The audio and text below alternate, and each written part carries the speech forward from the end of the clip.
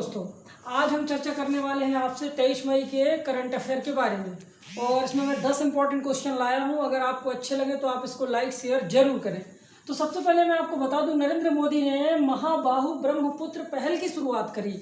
तो पहले तो ये जान लीजिए, पहला क्वेश्चन आपसे ये बनेगा कि ये महाबाहु ब्रह्मपुत्र पहल है क्या। वास्तव में ये एक पुल है जो ब्रह्मपुत्र नदी में असम में बनाया गया है और इस पुल की शुरुआत नरेंद्र मोदी ने वर्चुअल की है। अब कोरोना महामारी है, स्वयं तो जा नहीं सकते, तो फिर उन्होंने क्या करा है, उन्होंने ये सबसे पहले वर्चुअल इसका उद्घाटन कर दिया असम में। वैसे असम में ही आपने सुना होगा शायद लोहिता नदी पर एक बांध बना है जिसका नाम है भूपेन हजारिया पुल। इसका पहले नाम हुआ करता था ढोला सादिया पुल। तो उसी प्रकार का ये महाबाहु ब्रह्मपुत्र पहल की शुरुआत असम में कर दी गई है। चलिए मैं आपको थोड़ा और बता दूँ असम के बारे में। क्या आप जानते हो असम की राजधानी दिसपुर है और असम के अभी नए नए मुख्यमंत्री बने हैं जिनको आप कहते हो कौन, हेमंत विश्व शर्मा। और राज्यपाल तो आपको पता ही है कौन है, जगदीश मुखी। और हाई कोर्ट के जज कौन है, अजय लांबा। और असम के बारे में आप ये भी जान लीजिए कि अरुणोदय स्कीम, और इसके अलावा अरुणोदय स्कीम के बाद आप बराबर आप धनवंतरी स्कीम, और धनवंतरी के बराबर आपने सुना हो शायद अरुधंती स्कीम, 1 तोला सोना देने की अरुधंती स्कीम। और जो बच्चा अपने माता पिता को छोड़ देगा ना, उस बच्चे को भी सजा का प्रावधान बुढ़ापे में छोड़ देगा, उसको भी असम सरकार ने ही ऐसी घोषणा की थी। क्या आपको पता है कि असम में खेल की ब्रांड एम्बेसडर हेमा दास है जिन्हें गोल्डन गर्ल भी कहा जाता है। और क्या आपको पता है कि असम की पर्यटन की ब्रांड एम्बेसडर प्रियंका चोपड़ा है, प्रियंका चोपड़ा। और ये याद रखना। तो इस प्रकार से 2 क्वेश्चन आपको और याद रखना है। हाल ही में देखिए असम की जो पुरानी मुख्यमंत्री थी जिनका नाम था सैयदा अनवरत तैमूर, उनका निधन भी हो गया है। ये असम से ही बिलोंग करती है। Kaziranga is the national park of Assam and the it's famous for rhinoceros, 1 horn rhinoceros.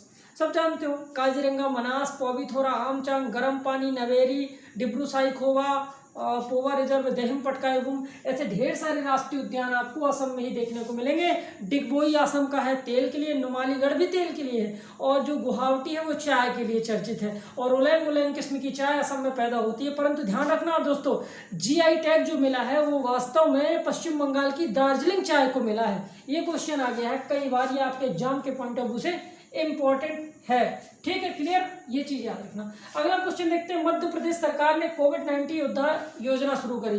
तो देखिए मध्य प्रदेश सरकार ने कोविड-19 योद्धा योजना शुरू करी है। इसमें क्या है मैं आपको बता दूं, जो कोरोना से निधन हुआ है, ऐसे वॉरियर्स जो कोरोना के दौरान निधन हो गया, लोगों की जान बचाते हुए उनको अतिरिक्त सहायता प्रदान की जाएगी। और साथ ही उनके सारे बच्चों को भी, उनके परिवार के सदस्यों को भी फ्री में मुफ्त इलाज की योजना है कोरोना योद्धा योजना। ये है कोविड-19 योद्धा योजना। इसके अलावा आपको शायद पता होगा कोरोना से बचने के लिए जीवन शक्ति योजना भी हमारे मध्य प्रदेश सरकार ने ही शुरू करी थी। और इसके अलावा शायद आपने एक और योजना सुनी हो जिसे कहते हैं रोको टोको अभियान, जिसके तहत कोरोना मास्क न लगाने वाले व्यक्तियों को मास्क दिया जाएगा। इसके अलावा किल कोरोना अभियान भी मध्य प्रदेश सरकार ने शुरू करा है। और जिनके माता पिता कोरोना से मर गए हैं उन बच्चों को महीने का 5,000 देने की घोषणा भी हमारे मध्य प्रदेश ने ही शुरू करी है। मुख्यमंत्री शिवराज सिंह चौहान है और राज्यपाल आपको पता होगा आनंदीबेन पटेल है। और अभी नए हाई कोर्ट के जज भी बने हैं जिनका नाम मोहम्मद रफीक। ये सारा मध्य प्रदेश के बारे में आता है। और भी क्वेश्चन आपने सुने होंगे, 7, 26, 26, 809 जनसंख्या है, 30, 82, 52 क्षेत्रफल है, और 54,900 गाँव हैं। और इसके अलावा 23,006 पंचायतें हैं। और इसके अलावा आपने सुने हो शायद 52,000 आबाद गाँव हैं, 313 विकास खंड है, और 10 संभाग हैं। और अभी आपको शायद पता होगा 52वां जिला भी बन गया है निमाड़ी, जो टीकमगढ़ से अलग होकर बना है। निवाड़ी, पृथ्वीपुरा और ओरछा, इसके अंतर्गत 3 तहसीलें हैं। ऐसा आपको मध्य प्रदेश के बारे में याद रखना है। और Indore is the cleanest city of India, 4th time cleanest city of India. सब जानते हो भारत का सबसे स्वच्छ 4थी बार बना है इंदौर में ही बना है। दुनिया का दूसरा और भारत का पहला इन्फेंट्री म्यूजियम, सैन्य म्यूजियम। और पद्मावती म्यूजियम भोपाल में बना है, याद रखना, भोपाल में बना है। तो ये क्वेश्चन भी आपको मध्य प्रदेश से रिलेटेड याद रखने हैं। 5 राज्यों से मध्य प्रदेश की सीमा छूती है और सबसे ज़्यादा जो सीमा छूती है वो राजस्थान से छूती है। तो ये क्वेश्चन भी आपको मध्य प्रदेश सरकार से याद रखना है। MP government. और सब जानते हो 230+1 विधानसभा सीटें हैं, 11 राज्यसभा सीटें हैं, 29 लोकसभा सीटें हैं। ये याद रखना, क्लियर। चलिए अगला क्वेश्चन देखते हैं, आयुष घर द्वार योजना हिमाचल प्रदेश ने शुरू करी। आयुष घर द्वार योजना हिमाचल प्रदेश ने शुरू करी है, तो इस योजना के बारे में जान लीजिए। कहते हैं कि जो आयुष घर द्वार योजना है, इसके अंतर्गत हिमाचल प्रदेश के जो वॉरियर्स होंगे, हिमाचल प्रदेश के जो मित्र स्वास्थ्य मित्र होंगे, वो घर घर जाएंगे, लोगों की जांच करेंगे और आवश्यक दवाएं उन लोगों को घरों में ही उपलब्ध कराएंगे। ये योजना है आपकी आयुष घर द्वार योजना हिमाचल प्रदेश। हिमाचल प्रदेश एक पहाड़ी प्रदेश के अंतर्गत आता है, शायद आपको पता हो। और राजधानी हिमाचल प्रदेश की आपको पता होना चाहिए, राजधानी हिमाचल प्रदेश की शिमला है। शिमला, वैसे शिमला में आलू अनुसंधान केंद्र भी है और महत्वपूर्ण यह है कि शिमला ग्रीष्मकालीन भारत की राजधानी भी रहा है। और शिमला सम्मेलन 1945 में हुआ था, 1945 में पंडित जवाहरलाल नेहरू के समय, लेकिन इस शिमला समझौते का विरोध कर दिया था मुस्लिम लीग ने। अच्छा, एक शिमला समझौता हुआ था इंदिरा गांधी के समय। क्या आप इसकी डेट बता सकते हो? 2 शिमला समझौता हुआ है, एक 1945 में हुआ है नेहरू के समय, एक 1900 आपको बताना है ये डेट। एक हुआ है इंदिरा गांधी और पाकिस्तान और वो युद्ध को लेकर हुआ था। तो चलिए डेट लिखकर बताइए कि दूसरा शिमला समझौता इंदिरा गांधी का कब हुआ था। ये आपके लिए करंट अफेयर का क्वेश्चन है, कमेंट बॉक्स पर लिखना जरूर है। देखिए आप क्वेश्चन नहीं लिखते हैं, ठीक है, लाइक कर दिया करिए, देख लें, अरे कोई दिक्कत नहीं है लाइक करने में, उसमें देखते देखते ऐसा क्लिक कर सकते हो, उसमें आपका खर्चा तो आता नहीं। ठीक, चलिए, हालांकि मैं ये क्वेश्चन जो बनाता हूँ अपने खुद के छात्रों के लिए बनाता हूँ वीडियो, तो मेरे छात्र पढ़ते रहे, बहुत बड़ी बात है। ठीक है, और वैसे भी जैसे ऑफलाइन क्लास होगी तो देखा जाएगा, अभी चल ही रहा है ऑफलाइन में, फिर तो मैं ऑफलाइन पढ़ाता हूँ। ठीक है, चलिए हाँ, मेहनत तो करते हैं अभी भी, देखो। चलिए अगला क्वेश्चन देखते हैं, आयुष घर द्वार योजना हिमाचल प्रदेश ने शुरू करी। आगे बढ़ते हैं, तो ये आयुष घर द्वार योजना समझ में आ गया होगा आपको, क्लियर। आयुष मंत्रालय के मंत्री कौन है, ये भी कमेंट बॉक्स पर आपको लिखकर दिखाना। 2 क्वेश्चन हो गए, एक शिमला समझौता दूसरा, और एक आयुष विभाग के मंत्री आपको लिखना है। ठीक है, आयुष विभाग के मंत्री, आयुष मंत्री कौन है हमारे, ये भी आपको लिखकर दिखाना है। चलिए अगला बढ़ते हैं, मिशन हौसला शुरू किया उत्तराखंड की पुलिस ने। और मैं जो आपसे कमेंट बॉक्स में आंसर नहीं बनते मैं उनको लिख देता हूँ, देखा करिए कमेंट खोल करके, तो मैं आंसर भी लिख देता हूँ। मिशन हौसला शुरू किया उत्तराखंड की पुलिस ने। मिशन हौसला क्या है? देखिए, जो कोरोना से पेशेंट गुजर रहे हैं या जिनका परिवार कोरोना बीमारी, देखिए कोरोना के ही सारे क्वेश्चन हैं, तो जो कोरोना से पेशेंट गुजर रहे हैं और या जिनका परिवार कोरोना पीड़ित है, उनको सबसे ज़्यादा ज़रूरत होती है आत्मविश्वास की, सेल्फ कॉन्फिडेंस की, हौसले की, क्योंकि वो डर कर ही अपना इम्यूनिटी पावर खो देते हैं और मृत्यु को प्राप्त करते हैं। इसलिए अपने जीने की जो चाह है वो मत खोइए। जितना ज़्यादा आपकी बॉडी में जीने की चाह रहेगी, आप उतना ही ज़्यादा सशक्त होंगे और ये कोरोना जैसी बीमारियां आपका कुछ नहीं बिगाड़ सकती। देखो, मरते वही हैं कोरोना से जिनने अपना जीवन का जीने की इच्छा ही त्याग दी है, डर के मारे घबरा गए हैं। अगर आपने घबराया तो आपके शरीर का प्रतिरक्षा तंत्र कमजोर हो जाएगा और कोरोना आप पर हावी हो जाएगा, और इस कदर हावी होगा कि जान बचाना मुश्किल पड़ जाएगा। इसीलिए ऐसा समझिए बिल्कुल कि फ्रैंक कुछ नहीं कर सकता जब तक आप अपनी इच्छा से कि हार स्वीकार नहीं करते, तब तक कोरोना जैसी बीमारियां आपको हरा नहीं सकती। ये बात आप बिल्कुल मान लीजिए, तय कर लीजिए, लिख कर ले लीजिए। ठीक है, तो चलिए मैं आपको वही बता रहा था कि हौसला बुलंद करने वाले हैं, ऐसा उत्तराखंड की पुलिस ने करा है। आप जानते हो उत्तराखंड की राजधानी देहरादून है, हालांकि वहाँ की एक और राजधानी बन गई है समर कैपिटल, जिसका नाम है गैरसैंण। और उत्तराखंड के मुख्यमंत्री त्रिवेंद्र सिंह रावत है, वीपी सिंह बदनौर, वीपी सिंह मौर्य यहाँ की कौन है, राज्यपाल हैं। और उत्तराखंड में होप पोर्टल लॉन्च करा था, ये जरूर आप याद रखना। होप क्या होता है? Helping out people everywhere. Hope portal launch करा था उत्तराखंड में बेरोजगार युवाओं को रोजगार देने के लिए। इसके अलावा उत्तरकाशी में आपको पता होगा हिम तेंदुआ कंजर्वेटिव लेपर्ड रिजर्वेशन बना है हिम तेंदुओं को बचाने के लिए। और ऋषिकेश उत्तराखंड में बना है, आपको पता होगा, ग्लास फ्लोर सस्पेंशन ब्रिज। और संपर्क दीदी मोबाइल ऐप और पट्टे पर कृषि भूमि को देना भी उत्तराखंड सरकार ने ही शुरू करा है। पट्टे पर कृषि भूमि को देना भी उत्तराखंड सरकार ने ही शुरू करा है। तो ऐसे क्वेश्चन आपके उत्तराखंड से रिलेटेड आ जाते हैं। देवों की भूमि भी उत्तराखंड कहा जाती है, इसका कारण बताता हूँ मैं, चूंकि केदारनाथ, बद्रीनाथ, गंगोत्री, यमुनोत्री, केदारनाथ, बद्रीनाथ, गंगोत्री, यमुनोत्री, ये 4 धाम है, ये चारों के चारों धाम हमें उत्तराखंड में ही मिलेंगे, इसीलिए उत्तराखंड को देवों की भूमि कहते हैं। हालांकि शंकराचार्य के जो 4 धाम है वो अलग है, वो द्वारिका, पुरी, श्रृंगेरी और बपुदास, ऐसा कोड है, बद्रीनाथ। तो बपुदास ये शंकराचार्य के 4 धाम हैं जो नॉर्थ, ईस्ट, वेस्ट, साउथ में स्थित है, लेकिन ये 4 धाम अलग है, याद रखें। क्लियर? चलिए अगला क्वेश्चन देखते हैं। ये तो आपको समझ में आएगा उत्तराखंड के बारे में, क्लियर। अभी हेलीकॉप्टर महोत्सव भी उत्तराखंड में ही हुआ था। हाँ, उत्तराखंड से एक त्यौहार मैं आपको बता दूं, काम का है इसलिए बता रहा हूँ, जहाँ में बार बार आता है, हरेला पर्व। ये भारत का एकमात्र पर्व है जो 1 महीने चलता है और इस महीने में फलदार वृक्ष लगाए जाते हैं। याद रखना, उत्तराखंड की जनजातियाँ आपको पता ही है, थारू, कोय, मारा, थारू, कोय और मारा, 3 जनजातियाँ आपको उत्तराखंड में मिलेंगी। और थारू जनजाति की खास बात भी जान लीजिए, जो ये थारू जनजाति ना उत्तराखंड की, ये दीपावली को शोक के रूप में मनाती है।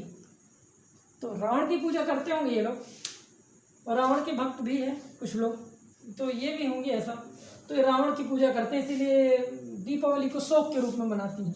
इसके बाद अगला क्वेश्चन आता है, यूएनओ के ह्यूमन राइट्स कमीशन, यूएनओ के ह्यूमन राइट्स कमीशन के सलाहकार सदस्य अजय मल्होत्रा को बनाया गया। तो देखो, यूएनओ संयुक्त राष्ट्र संघ का जो मानव अधिकार समिति है या मानव अधिकार परिषद है, उसका सलाहकार सदस्य भारत के एक व्यक्ति बन गए हैं, अजय मल्होत्रा। याद रखना। तो मैं आपको बता दूं मानव अधिकार क्या होता है। देखिए, मानव अधिकार क्या होता है, ह्यूमन राइट्स कमीशन क्या होता है।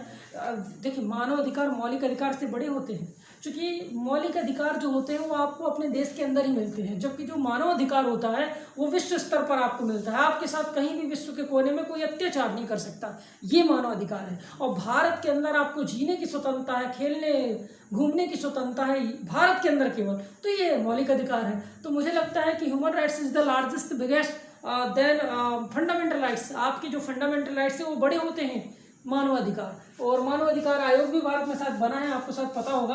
12 अक्टूबर 1993 में भारत में ह्यूमन राइट्स कमीशन की स्थापना हुई थी, भारत का ह्यूमन राइट्स कमीशन।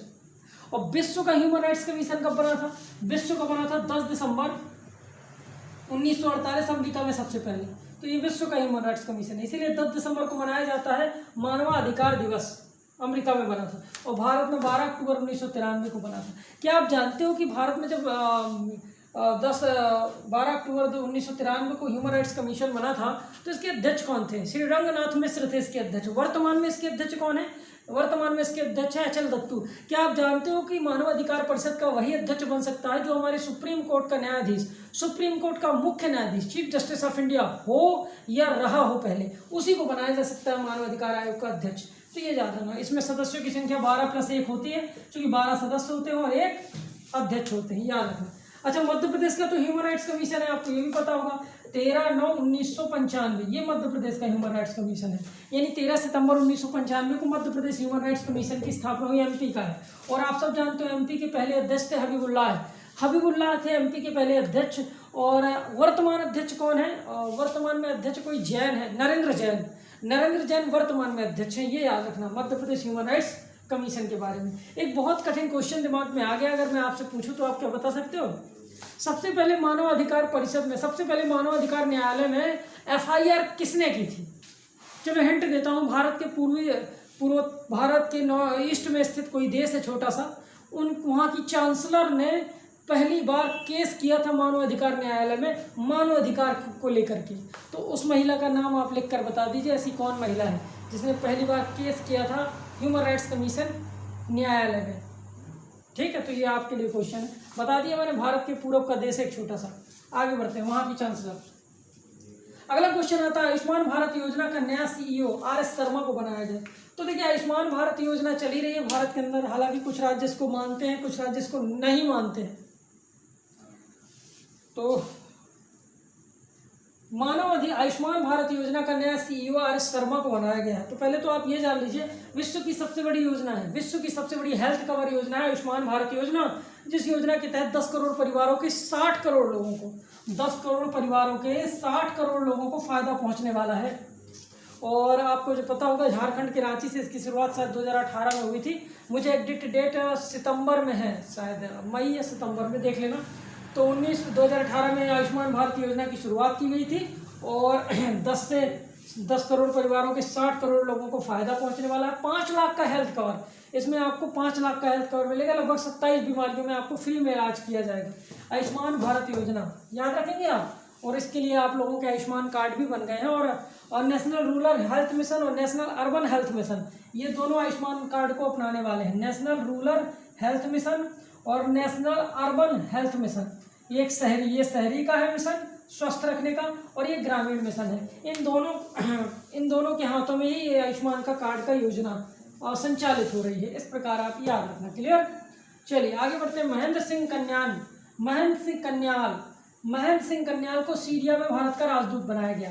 तो सीरिया जानते हो आप कितना ज़्यादा प्रदूषित क्षेत्र है, बम विस्फोट, लड़ाई झगड़े, ISI Islamic state Syria, Iraq, सब यही सीरिया में ही अटैक होता था। क्योंकि ईरान और सीरिया के हिस्से को मिला करके एक संगठन बना था, एक नया देश बन गया था का आतंकवादी देश ISIS, वही सीरिया में ही बना था, जिसकी राजधानी दमास्कस है। तो सीरिया की राजधानी दमास्कस है, याद रखना। तो वहाँ के राजदूत कौन बने हैं? महेंद्र सिंह कन्याल को बनाया गया है। क्लियर? चलिए तो पहले तो ये जान लीजिए कि राजदूत एम्बेसडर होते हैं। जो देश कभी ब्रिटेन के गुलाम नहीं थे वहाँ पर चुने जाते हैं एम्बेसडर। जो देश कभी न कभी ब्रिटेन के गुलाम थे वहाँ चुने जाते हैं आयुक्त, कमिश्नर, हाई कमिश्नर। तो ये याद रखना, सीरिया में बने हैं। अभी अमेरिका में भारत के राजदूत आपको पता ही है, तरनजीत सिंह संधू है। और अमेरिका के भारत में राजदूत कौन है? अमेरिका के भारत में राजदूत हैं जिनका नाम है केनेथ जस्टर। ब्राज़ील में है भारत के राजदूत अशोक कुमार। पंकज कुमार फ्रांस में राजदूत हैं। और नेपाल में है विनय मोहन क्वात्रा। बांग्लादेश में भारत के राजदूत आपको पता है क्या? बांग्लादेश में भारत के राजदूत हैं विक्रम दोरईस्वामी। ऐसे आपको सारे राजदूत ध्यान। रमेश कुमार पाकिस्तान में भारत के राजदूत बने हैं। तो इस प्रकार पड़ोसी देशों के सारे राजदूत देख लिया करिए, आ जाते हैं कि लिस्ट बना लीजिए और पढ़ना शुरू करिए। थोड़ा सा पढ़ते जाइए, नहीं तो कोरोना में शून्य हो जाएंगे। पढ़ते रहेंगे तो पढ़ते रहिए, थोड़ा सा लिंक बनी रहती है पढ़ने से। और देखो कुछ तो करना ही है, आगे चल के पढ़ाई फिर से करनी पड़ेगी, इसीलिए लिंक ना बिगाड़िए। जो अभी तक पढ़ा था वो बना रहेगा बैकअप में, ठीक है। हम लोगों की तो पर्याप्त होती है पढ़ाई, अब आप चिंता करिए अपनी, ठीक। आगे बढ़ते हैं। APR में सेकेंड सर्वाधिक साइबर हमले भारत में होते हैं। देखिए एशियन पैसिफिक रिपोर्ट में आया है, एशियन पैसिफिक जो रीजन है, एक एरिया कहलाता है एशिया प्रशांत क्षेत्र। एशिया प्रशांत क्षेत्र में दूसरा साइबर हमले वाला भारत बन गया है। सबसे ज़्यादा साइबर हमले भारत में हो रहे हैं सेकंड नंबर पे, क्योंकि पहला नंबर तो पहले ही घोषित हो चुका है जिसका नाम है जापान। तो जापान दुनिया में एशिया महाद्वीप में सबसे ज़्यादा साइबर अटैक झेलता है। और जापान के बाद दूसरा नंबर देखिए भारत का आ गया साइबर हमले में। साइबर हमला क्या होता है? क्रैकिंग। मैं आपको बता दूं क्या होता है। आपके मोबाइल में, आपके कंप्यूटर में अनैच्छिक रूप से कोई घुस जाता है और फिर आपकी जो आपकी जानकारी होती है, आपकी प्राइवेसी होती है, उसको चुरा लेता है, फिर आपको ब्लैकमेल करता है। या कई बार ऐसा भी होता है कि आप अपनी वीडियो, आप अपनी फ़ोटो सेंड कर देते हो अविश्वास पात्र व्यक्ति को, तो फिर वो आपको क्या करता है, ऐसा हो जाता है। तो इन चीज़ों से सावधान रहिए, इसे कहते हैं साइबर अटैक। और ये होता भी है, कई बार आपके ज़रूरी डॉक्यूमेंट्स चुरा लिए जाते हैं, फिर आपसे मांग की जाती है, साइडें हैक कर ली जाती हैं। हैकिंग क्रैकिंग में अंतर है। देखो हैकिंग तो ऐसा होता है जो आप करके दिखाते हो तो कंपनी आपको इनाम देती है कि आपने हमारी कमी बताई, ये हैकिंग कहलाती है। लेकिन क्रैकिंग क्या होता है? सेंधमारी करना, किसी को पता भी नहीं हो, आपने अनधिकृत रूप से उसकी डाटा चुरा लिए, फिर उसको ब्लैकमेल किया, उससे पैसे मांगे, ये अपराध है। क्रैकिंग अपराध है, हैकिंग अपराध नहीं। हैकिंग तो बड़े बड़े इंजीनियर करते हैं कंपनियों को बताने के लिए कि आप यहाँ से कमज़ोर थे, आपकी वॉल यहाँ कमज़ोर थी, ये थी हैकिंग क्रैकिंग। वायरस भेज देते हैं, ये भी साइबर हमला है। और वायरस आपने सुना होगा जो कंप्यूटर में होता है, फाइलों को नष्ट कर देता है। तो चलिए इस प्रकार से आपको याद रखना है इसे। प्रशांत महासागर, पैसिफिक ओशियन, आप सब जानते हो, the largest ocean of the world, Pacific ocean. And the second largest ocean of the world, Atlantic Ocean, and the third largest ocean of the world, Indo-Ocean, and the fourth largest ocean of the world, Arctic Ocean। तो ये 4 महासागर हैं, आपको पता ही है, ठीक है। प्रशांत महासागर सबसे बड़ा है, 16 करोड़ किलोमीटर में बसा हुआ है प्रशांत महासागर। 11,000 टापू हैं प्रशांत महासागर में। और आपने सबसे गहरा एरिया सुना होगा, 11,033 मीटर गहरा है। 11,033 मीटर गहरा है मैरियाना ट्रेंच, ये चैलेंजर गर्त प्रशांत महासागर में ही मिलेगा आपको। क्लियर? चलिए, और अटलांटिक का सबसे गहरा भाग है प्यूटेरिको सुंडा गर्त, आपको पता ही होगा। हिंद महासागर का सबसे गहरा भाग है। आगे बढ़ते हैं। फागुन बसंत उत्सव बांग्लादेश में मनाया गया। हालांकि ये फागुन बसंत उत्सव मैं पुराना क्वेश्चन लेकर आया हूँ, माइंड मत करना, पिछले महीने का क्वेश्चन है, आ गया तो कोई दिक्कत नहीं, पढ़ लीजिए, करंट तो है ही। फागुन बसंत उत्सव बांग्लादेश में मनाया गया। फागुन फरवरी माह के बाद का दिन, आपने शायद सुना हो, होली का टाइम होता है फागुन। तो फागुन बसंत उत्सव बांग्लादेश में मनाया गया। इसमें क्या होता है, पंजाबी ड्रेस पहनकर, पीली साड़ी महिलाएं पहनकर भांगड़ा डांस करती हैं, खूब नाचती गाती हैं, ये है फागुन महोत्सव। और होता है वहाँ पर कुछ ऐसा फसलों वसलों से, जूट ऊट की खेती से भी जुड़ा होगा, फागुन बसंत उत्सव। और मैं आपको सोहरावादी उद्यान बता दूं, सोहरावादी उद्यान यहाँ होता है। सोहरावादी उद्यान आपको पता होगा, बांग्लादेश की राजधानी ढाका है। ढाका में एक बाग स्थित है, सोहरावादी बाग। इस बाग में ये बसंत उत्सव मनाया जाता है हर साल, याद रखना। ढाका में ही आगा खां और सलीमुल्लाह खां ने मिलकर के मुस्लिम लीग की स्थापना की थी, ये जरूर आप याद रखना। वैसे सलीमुल्लाह खां ने स्थापना की थी, आगा खां पहले अध्यक्ष थे मुस्लिम लीग की, याद रखना। ठीक, चलिए। और आपको पता होगा कि इसका जो पहला बैठक हुआ था या पहला अधिवेशन हुआ था मुस्लिम लीग का, वो हुआ था कराची में। कराची पता होगा आपको, पाकिस्तान का सबसे बड़ा शहर है कराची, पाकिस्तान का सबसे बड़ा शहर कराची, वहाँ पर इसकी बैठक हुई थी। क्लियर, चलिए। बांग्लादेश की राजधानी ढाका है, बांग्लादेश की मुद्रा टका है, बांग्लादेश जो है पॉपुलेशन डेंसिटी में सबसे ज़्यादा है। नाइजीरिया के बाद सबसे ज़्यादा बाल विवाह बांग्लादेश में होते हैं। जूट उत्पादन में बांग्लादेश सबसे आगे है। और आपने एक क्वेश्चन सुना होगा, Tripura is the 3 sides surrounded by Bangladesh. Tripura जो है 3 ओर से बांग्लादेश से घिरा हुआ है, ये चीज़ भी आपको पता होगा। बांग्लादेश के मुख्यमंत्री प्रधानमंत्री जो है शेख हसीना है, और शेख मुर्जी बुरहान की लड़की हैं, शेख मुर्जी बुरहान, जिन्हें आप बंग बंधु के नाम से जानते हो। श्याम बेनेगल मूवी भी बना रहे हैं इन पर, तो ये आप याद रखना।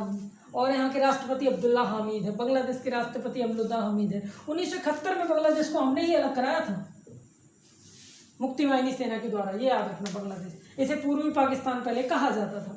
अंतर्राष्ट्रीय महोत्सव का आयोजन हरियाणा में हुआ।